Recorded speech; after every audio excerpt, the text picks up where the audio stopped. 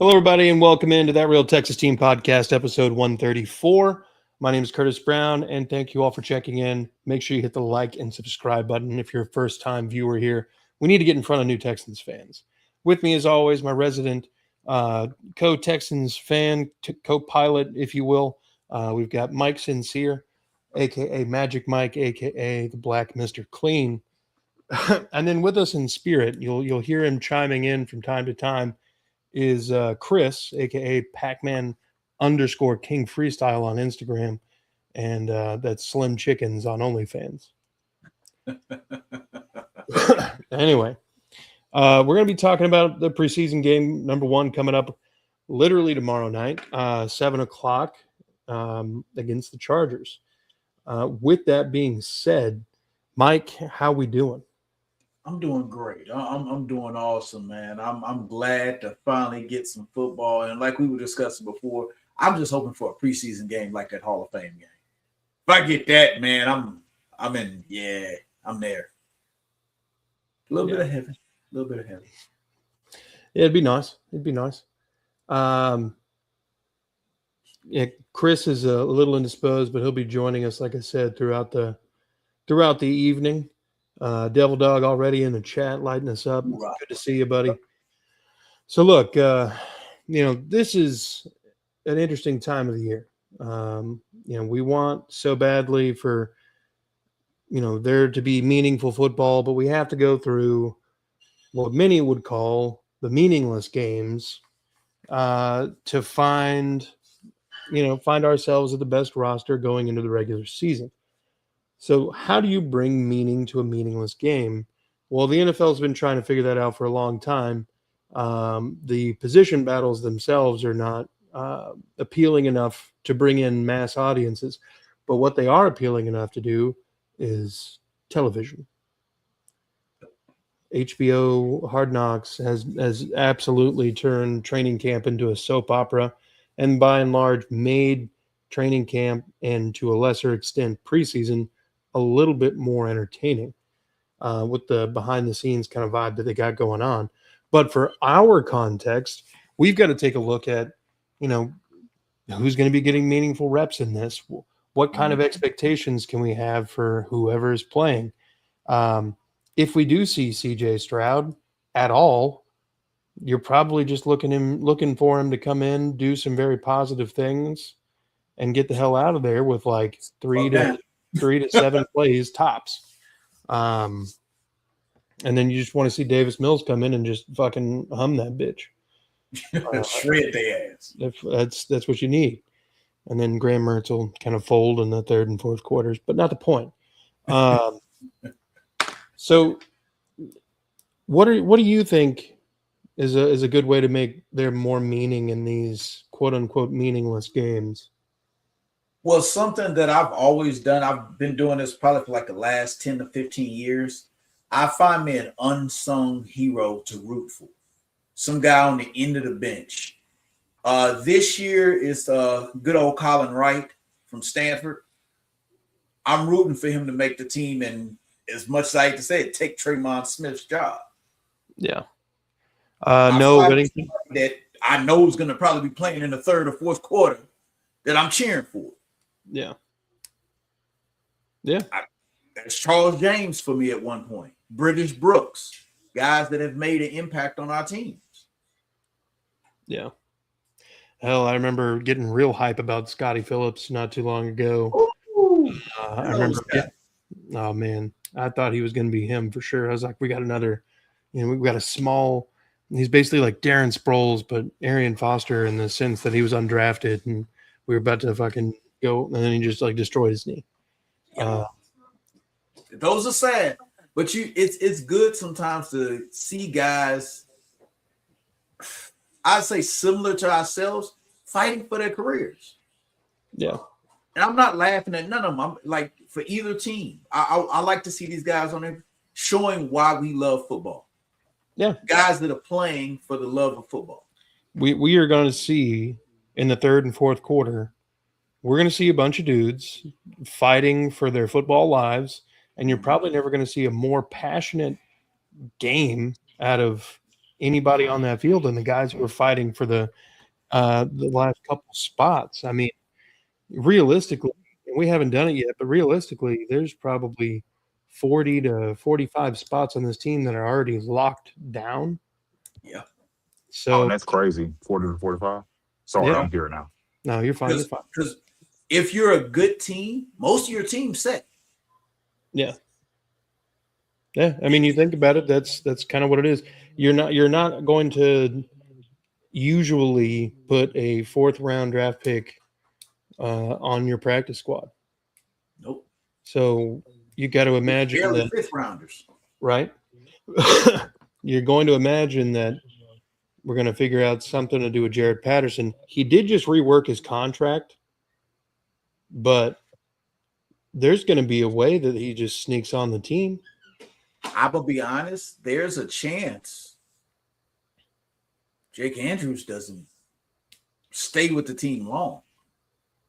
That is possible. But Keelan Rutledge, while he's, got the blocking part of being a center down, it's the lack of The other with the stuff. snaps. Yeah.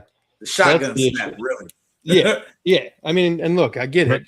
As a guy who played center, if you don't get your butt to just the right spot, you're going to fucking throw that thing to the moon. It's a thing.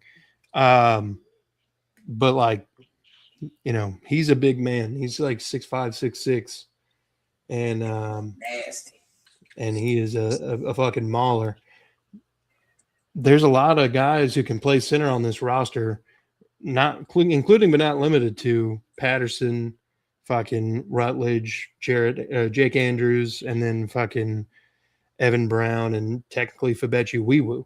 Yeah. So I mean, we got all the utility players that we could possibly do, and I think that they reworked Jared Patterson's deal to essentially keep him around.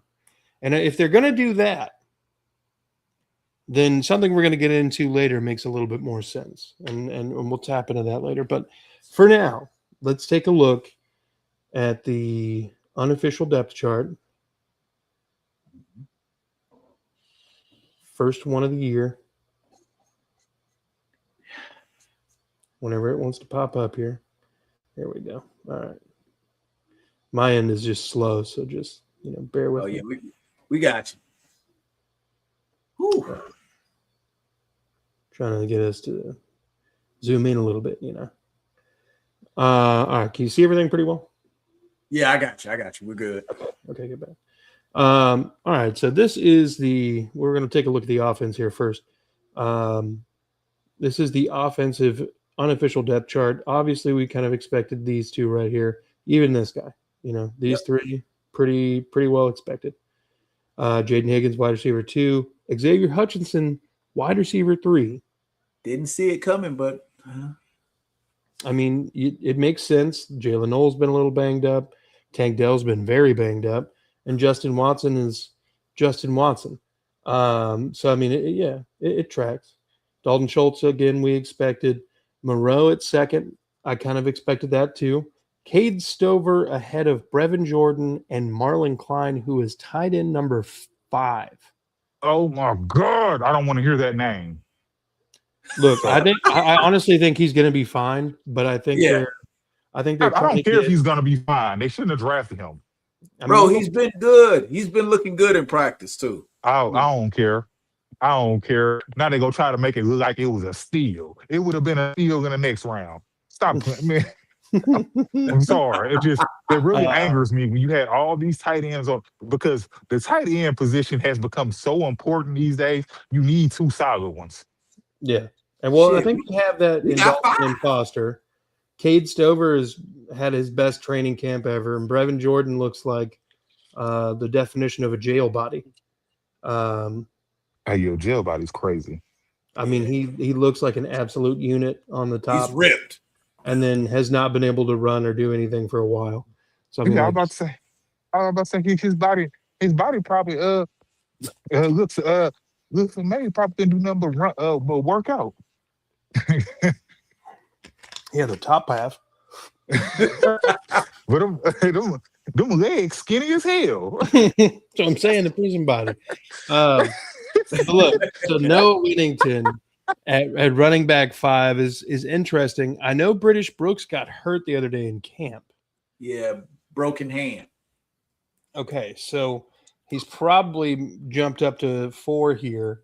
And then I know Jaws has gotten a little soft tissue injury or something. So maybe we end up seeing a lot more Whittingham. I hope, or Whittington. I'm sorry. I hope we do.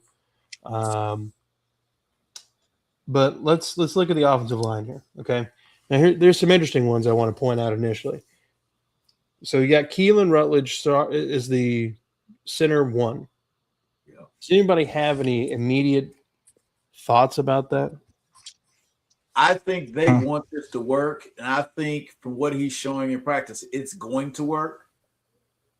It's just he got to snap some more, and they want to see if that nasty that we've been hearing about in practice translates to other players. Yeah. I kind of expected Keelan to also be like a backup guard somewhere. Yeah. And I get why, but whatever. Wyatt Teller, Trent Brown, or Braden Smith. It's crazy.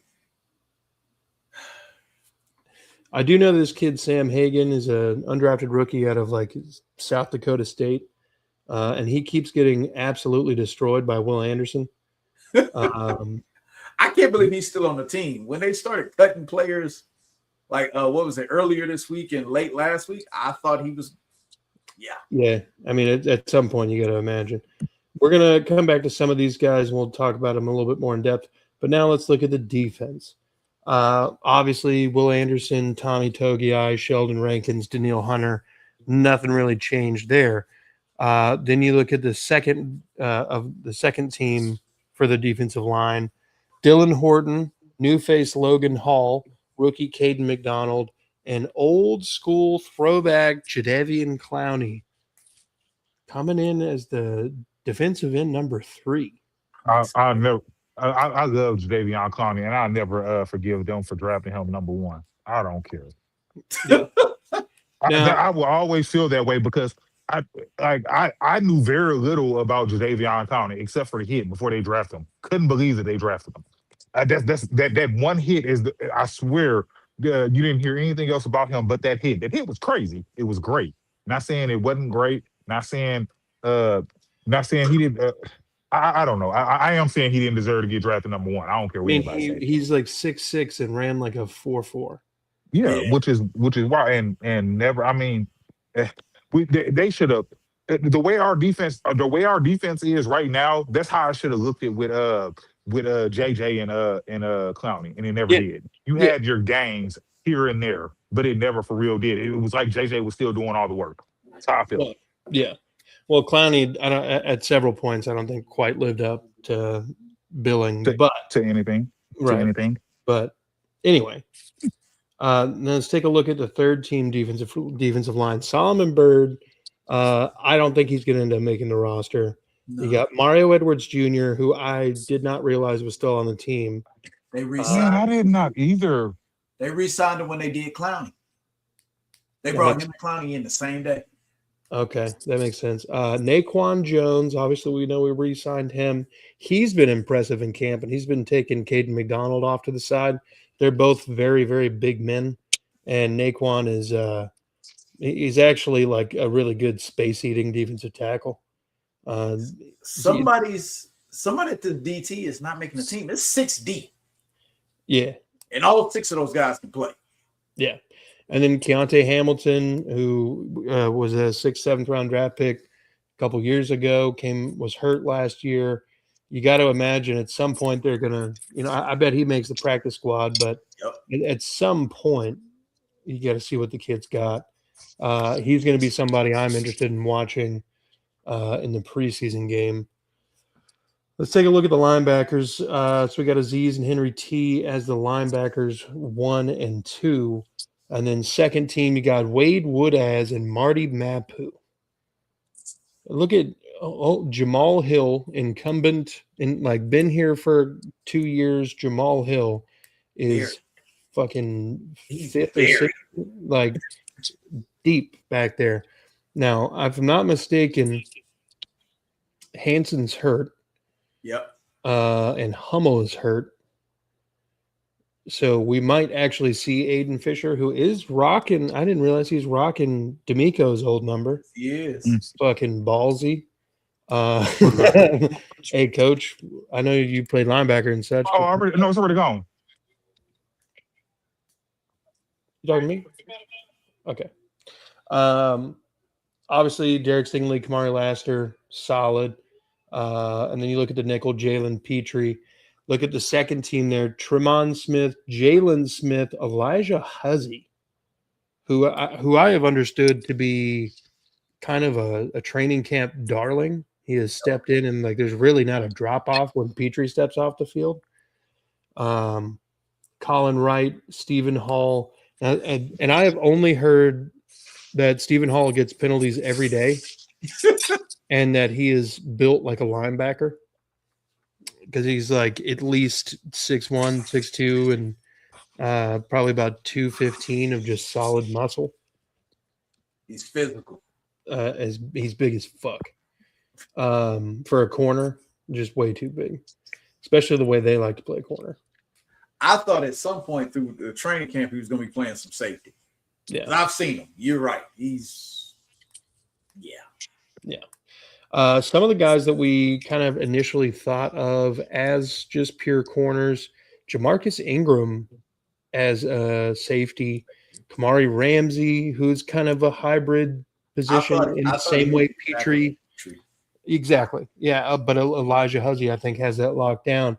But I am encouraged that Kamari Ramsey is currently safety number 4 behind Jalen Reed, I assume.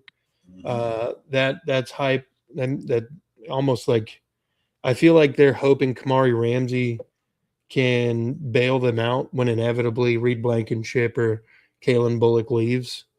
And I think that's what the plan is, because they're not going to be able to pay everybody, even though they have literally paid everybody. Yeah, because I think the decision in a second is going to be Kalen Bullock or Kamari Laster. Yeah. And that's going to be a tough one. Yeah. But You think about it, do you want the shutdown? Because like I mean his last of the second year was crazy. Last of his It first was year. just I know, but a Pro but Bowl it caliber just corner since he's been in the league. and I agree. I just feel like last year he was just even better, and a lot of it. But that's when you I agree that they are great players. That's when sometimes, man, this is how you know coaching matters. This is how you know coaching matters. I understand D'Amico might have been the only coach they've known since being in the NFL, but coaching matters. Yeah. The Dino Vasso is known around the league. The Texans gave him a raise for a reason. Yep. All right, now let's get into special teams here. Now, we're not going to obviously dwell too long on this here, but another player to watch for me is Kai Kroger. I don't know that they've actually brought in another punter to compete with him yet, but he has not been good in camp. And I hope I think that what they're doing is just kind of banking on the fact that the offense is going to be better. And they're just like, maybe we won't have to punt that much. Well, they released Stonehouse because he was ass. Yes. But they said him and Kai Kroger were both ass. It was just like he was less ass, I guess. Yeah, his ass smelled the least bad. Then you got kick return, punt return, Jalen Knoll, both of them first team. Then you've got punt return, Tank Dell, second team. I'm terrified about that, slightly. Just a touch. Yeah. And I before I forget it, I don't want to see Tremont Smith returning kicks anymore. Yeah. I don't want to see it. I like who likes to watch train accidents? Right. Oh, God. Yeah, we'll see. We'll see, guys. Oh yeah. I don't want to see Tremont Smith in the Texans uniform, just to throw that out there. Wow. Damn. Just take his livelihood, why don't you? Yeah, man. He's got kids to feed, man. Yeah. Oh, that's right. He's a millionaire. Don't care if he's bad whenever he's on the field. I mean, true. He is absolute cheeks when he's doing anything not special teams related. All right, so players to watch. We already mentioned Kai Kroger. We already mentioned a couple other guys. Keelan Rutledge, if they roll out the first team offensive line, I hope they do, so they can just kind of get any sort of rhythm established. I would like Noah Whittington, absolutely somebody to watch. There is a better than good shot that he could beat Jaws for running back 3, especially with Jaws not playing. Yeah, and it's NFL is what have you done for what have you done for me lately kind of league, and well, Jaws has really hardly been available for much of his career. So Whittington's availability, and I mean his substantially larger frame and potential same top end. I feel like there's just more upside right now. Well, and shit. Until Josh played, I forgot he was on the team. That's just Lewis Bond is another guy I'm looking forward to. Okay, Lewis Bond. Mm-hmm. And that Lewis Bond and Josh Kelly are the 2 receivers that I want to see what they're going to do with their playing time. That's fair. It sucks that we have 5 receivers that are pretty much guaranteed to be on the team. I mean, I don't know if that sucks. I mean, a few years ago, we were hoping that it was literally, okay, did we get anybody to help D-Hop? No. Fuck. All right. Well, and when I say sucks, it sucks for the guys trying to make the team. I mean, yeah, but that's like as the team, me as a fan. Well, as a fan, as the coach, I mean, it's a good problem to have. But I mean, yeah, you're fighting for your football lives, and you're fighting against guys who are pretty much already locked in. So you got to be stellar. You got to be better than what's already confirmed. You got to make a surprise appearance, much larger one than maybe what you're getting out of wide receiver 4. And Bond basically played in the same system because Bill O'Brien used it at Boston College, so he kind of already knows the ins and outs of everything. And Josh Kelly has had highlight after highlight every practice. Yeah. He's another big-bodied receiver with good hands and good route running. Yeah. Sounds a lot like Nico and Higgins. Yeah. True. Someone else who's surprisingly is developing a little bit of a rapport with CJ Stroud, Jared Wayne. Yep. I feel bad for Jared because I mean, I don't know if you heard, but on one of the, it was either SNL or one of the Landry pods, where basically he had called Tank Dell after the injury and was like, yo, man, my bad. So sorry. Like, I never wanted to do that kind of thing. You're my boy. And I guess he sent him a text. Mm-hmm. And Tank got back to him and was like, yeah, man, no worries. Like, it's football. It happens. Good. And Cody, yeah, I think it was SNL because Cody brought up, he's like, man, can you imagine, like, after he sent that text, just like the length of time until Tank Dell responded, he's just kind of hanging on a thread there.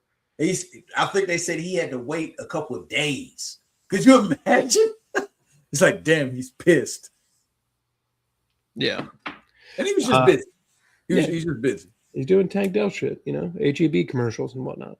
Well, no, at that time, it was immediately after the injury. He's in the hospital. Yeah. They were rebuilding his knee like the $1 Million Man. Yeah. $6 Million Man, whatever the fuck it was. Chris, you got a player to watch? Or no, he's not available at the moment. All right. When he comes back, we'll. And that's just offensive line. The offensive line, as a whole. Keelan Rutledge is pretty much the guy we're all going to be watching. Yeah. I want to see what Fabechi does. I mean, there's a reason he's further down on the depth chart, but we care. We care, but technically, do we want to see Fabechi play this year? I mean, not unless there's some injury. So really bad injury. Okay. All right, let's get into some training camp narratives, my man. Okay. And also don't have a player to watch. Y'all name them all because Okay. I'm not gonna name anyway. I mean, Well, if we're talking about new incoming players, none of them because I've already named them. Wade Woodaz, A.D. that Fisher. was my other one. I'm going to say, Cause right now, Wade Woodass is linebacker. yeah, actually, I do want to see what he does. Somebody Yeah, I know, called especially since we don't have EJ Speed. Mm-hmm. No Jake Hansen. Yeah, I was him. Um, Oh yeah, he's hurt too, right? Yep. I don't know. The linebacker thing, I feel like in the Miko system, he knows how to have all the linebackers plug and play. So I don't. I hate saying it like that, and I feel bad. Just think about what an elite linebacker are doing in the Miko system, and we have a couple of them. yeah. But just think about it for shit. If we for real had some of the best linebackers, shit, motherfuckers ain't ever scoring. Do you know it crossed my head of something that sounds bad to say, but I think Wade Woodass was playing so good in football that Henry Toa said, "You know what? I agree to that contract that y'all were trying to offer. I'll take a picture." He saw like, "Oh shit, yep, this guy might replace me." Had to make him feel a certain way. All right, so training camp narratives.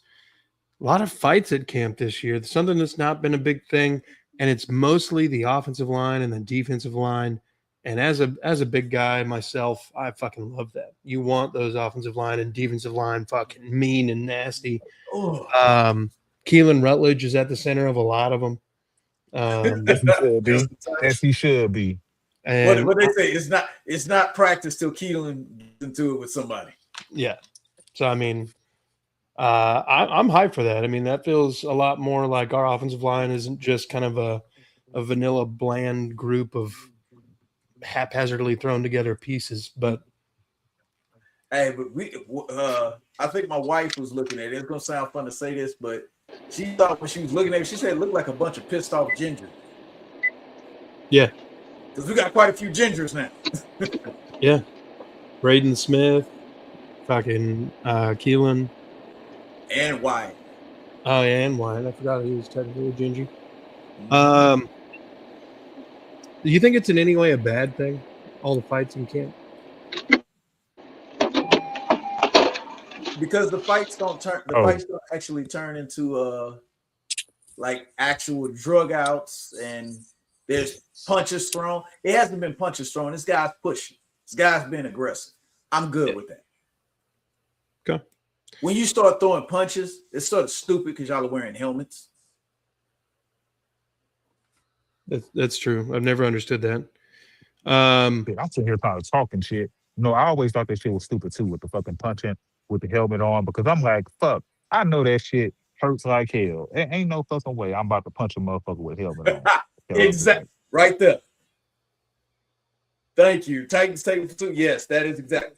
2 tackles got thrown out. We haven't had any thrown out of practices. Yeah. Well, have we even had joint practices yet? No. No. But I don't think so. It'd be like the Raiders. The Raiders got to throw out their own players against themselves. That's true. Well, I know this much. I know the when Cowboys fans, they real happy because, oh my God, their defense looked so great against Matt Stafford in practice. Yeah. Right now, you know what I think about Matt Stafford right now? I think about AI. Practice. And that's what I think about when I think about Matthew Stafford. Practice. When I think about Puka Nacua. Practice. When I think about Devontae Adams. Practice. Are you kidding me? I'm not going to say this very often, but the Cowboys defense will be better. But they will be trash before, so that's not really a high bar.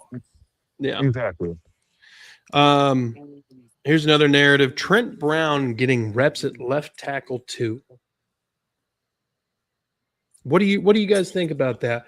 If he loses the battle at right tackle and becomes your swing tackle, doesn't that free up Blake Fisher to be traded or cut?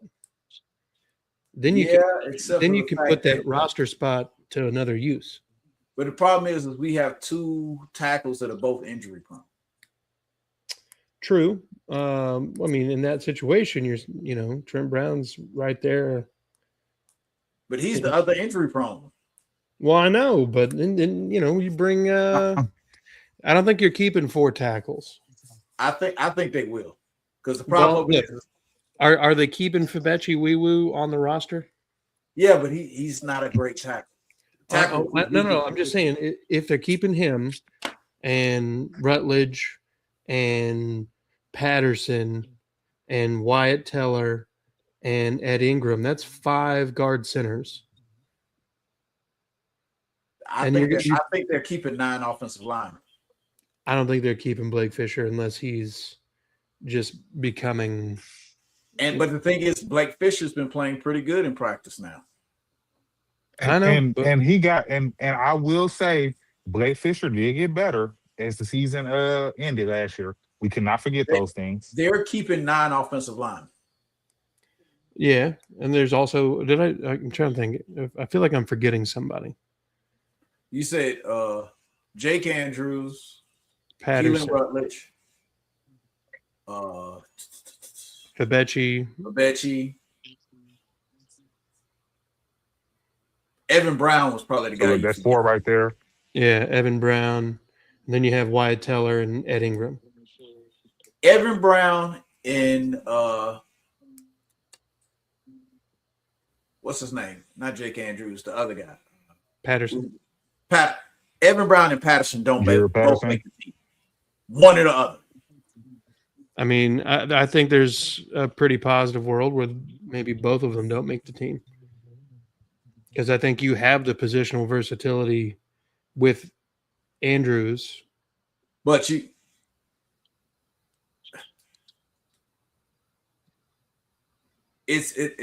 Andrews only plays center. He's only ever played center. He's never been anything. They've used him in certain guard situations. Not in games, obviously, but he's not good at it. I mean, he's barely good at it. I understand. But then you still have Fabechi, who's played guard and center. Yes. So, I mean, you're not losing all the versatility there, but I think you're going to have to get cheaper real quick. Well, and Evan Brown's making more than Patterson now. Yeah, it's true. But I think Trent Brown getting reps at left tackle too does at least open the door to the idea of getting rid of Blake Fisher. Maybe they don't, maybe they do, but maybe this influences somebody to call Commanders for interest at left tackle. Who knows? Is CJ Stroud in the middle of his best camp?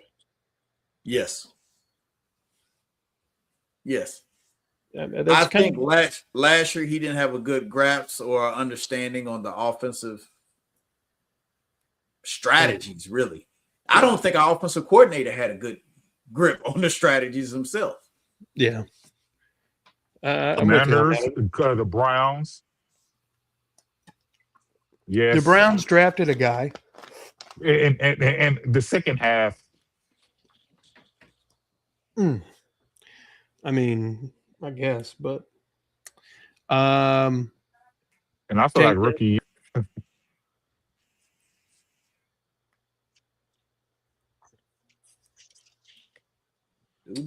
He's Chris. Tank Dell, wide receiver number 5. It's crazy to think about, isn't it? It better only be because of the injury. I have no problem with that. That's the only reason I would put him at number 5. I have no problem with it. I mean, I'm gonna be honest. Because I didn't even know if he was gonna even be. I don't want to see him play preseason. I don't want to see Tank play preseason. It's not worth it. No, I mean, I feel like he has to though. Why? I feel like he's got to use actual football. Something. I don't know that he will. But I agree. But I also, I think he needs to get some actual practice reps with the team where he's, actually running around and doing stuff before they're actually going to be comfortable putting him in a game. And I think that's what the joint practices. I think that's when they'll see it. they won't waste their time putting him in their preseason. Yeah. It's not like you're dealing with a rookie or a guy who's never played NFL football before. Right. And I actually think they want to surprise a lot of other teams with how healthy he really is, how fast and quick he still is. If they show too much during the play calling during the preseason, I wouldn't even read that much into it. Yeah. Yeah, everything's super bland. Yep. So, all right. Managing perspectives for the offense and defense based on training camp reports. So basically, in a nutshell, we all know that the Texans defense is fucking pretty good. Probably, injuries notwithstanding, probably a top 2 or 3 defense in the league. So it's hard to get a good read on how good or bad the offense is actually doing, because they did this to basically everybody's offense last year. There's just maybe this means that maybe the offense, who's been struggling against our defense, will only struggle against top-end defenses, in which case, if that means that we can handle everything south of the top 3, I'm cool with it. We'll fuck around and have a top 5 offense. Right? That would be awesome. But I would settle for probably top 15. You're nice to me. I said top 10. I want a top 10. Yeah, because right now I don't want to settle. I ain't gonna lie to you. I agree with Mike. I don't want to settle because the offense was just so bad. It was just so bad. But going from where we were to top 15 is a massive improvement.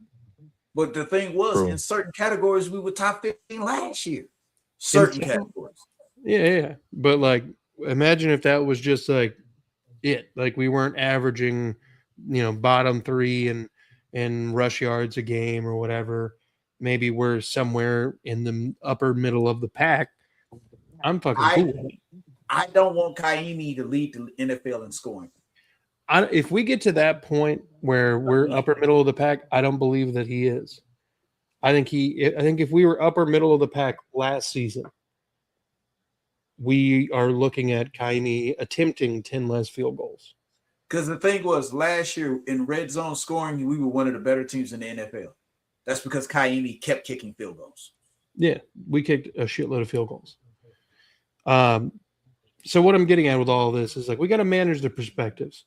We're going to hear that the offense is having all these really bad days, but you got Derek Stingley and Kamari Lassiter out there fucking locking shit down.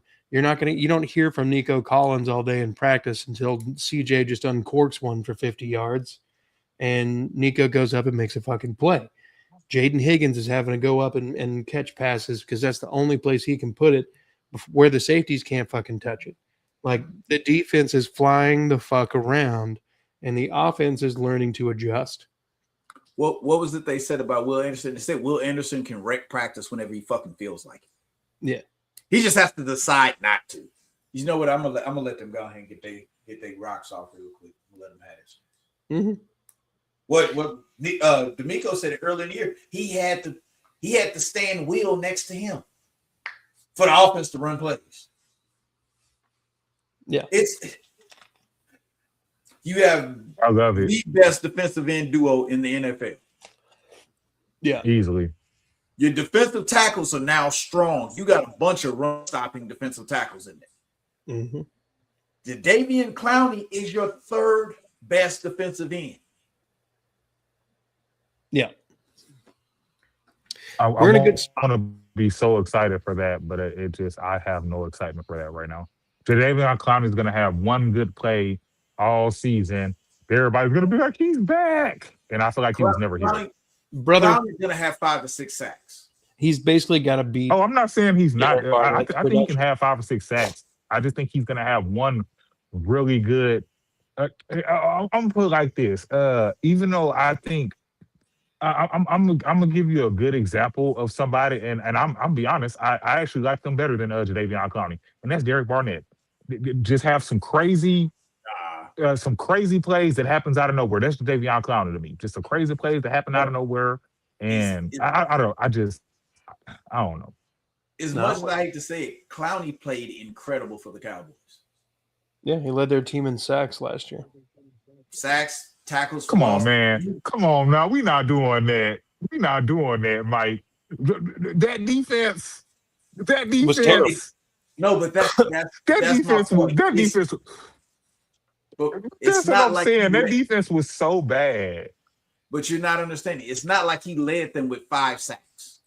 The man had 8.5 and 41 tackles for loss. No, I mean, and I could. Even but who else were they going to put out there? It doesn't matter. Who else were they going to put out there though? Well, it doesn't matter if you put them out there. Other teams with bad defenses did not have one guy that even looked good. The whole defense just looked like trash. The Cardinals. I mean, exactly. I was about to say. I mean, the only team, even though they just changed, even though he's not with them anymore, Trey Hendrickson. That's the best example I can give you on somebody who was incredible on a bad defense. Miles Garrett, their defense was good, but Trey Hendrickson, that's a good one. I'm not gonna say Miles Garrett because their defense is normally good. No, but their offense. That's what I mean by a single good player having a good season on a bad defense. You can't blame it on everybody else unless it's your linebacker. If you mess like how many tackles did old boy Devin White have last year? Like 160, because everybody else sucked. The Raiders' defense sucked. So he looked really, really good on a bad defense. Defensive ends, defensive linemen, that doesn't happen. Yeah. All right. Look, let's pivot here and get this last little thought here off and then hop off for the evening. Something you want to see in this final or in the first preseason game. I'm going to start us off here. I want to see a passing touchdown 20 yards or longer. Okay. Passing touchdown 20 yards in the air longer. Rushing yards. I want to see a collective rushing yards of over 120. Okay. We're in the same boat. I want to see that. I want to see a consistent running game. To be honest, if it's not 120 yards, I want 4 to 4.5 yards per carry. Yeah. Wade whoop ass. All right, Brandon. I love it. Or somebody calls him Splinter Butt on Landry's pod. Okay, so I've got 120 plus rushing yards or 4.5 a carry. Yep. Okay. Anything else? Chris, you got anything? I want to see y'all did rushing. You said one pass over 20 yards, just one? Passing touchdown over 20 yards. Yeah. Oh, passing touchdown over 20 yards. I don't think we're gonna see that, but I would like to. I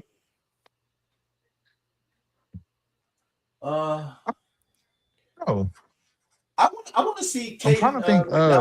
Honestly,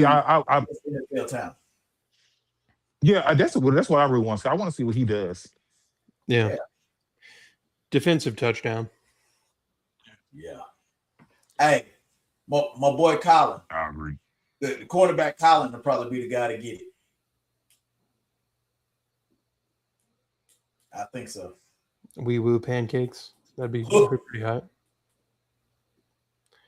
All right. Well, look, gentlemen, I think those are going to be some pretty good options. I hope we can hit any of those. Do you have any closing comments before we hop off here for the evening? Guys, preseason football is football. Stop downplaying. Preseason football is football. Stop the hate. No, it ain't. Please stop it. It's football, man. Because in a minute, they're going to keep cutting down these preseason games. So the next thing we know, there's 2 preseason games a year. Chris, you got something? Yeah, but aren't they doing that to add more? Aren't they doing that to add more regular season games? In that what the point's supposed to be? That's supposed to be the point. But the problem of it is when they it do doesn't that, make me that last regular different. season game ain't real. Week 18, nobody plays any starters. They've gotten better. When I was growing up, it felt like the final 3 weeks, if a team had already like locked up the division, like there were many times I just saw the Colts just fucking coast. Lay down. Yeah. Well, I mean, not even lay down, but they'd be like 13-1 going into the final 2 or 3 games, and then just Peyton would come out just to snap the ball one time, and then Jim Sorgie's weird ass would come out there. Oh no, Curtis Painter. Oh yeah. Well, either way. But look, gentlemen, a pleasure to have you on as always. We will be doing these more and more often as we get closer and closer to the regular season. So make sure you are checking us out. Make sure you're going on over to the at Mass 3 Productions to support Mike and his endeavors. Make sure you're going to at That's Crazy Podcast and Talk to support Chris. And then like and subscribe here anytime you can. Folks, be good people. Fuck the Cowboys. Go Texans. Go Texans.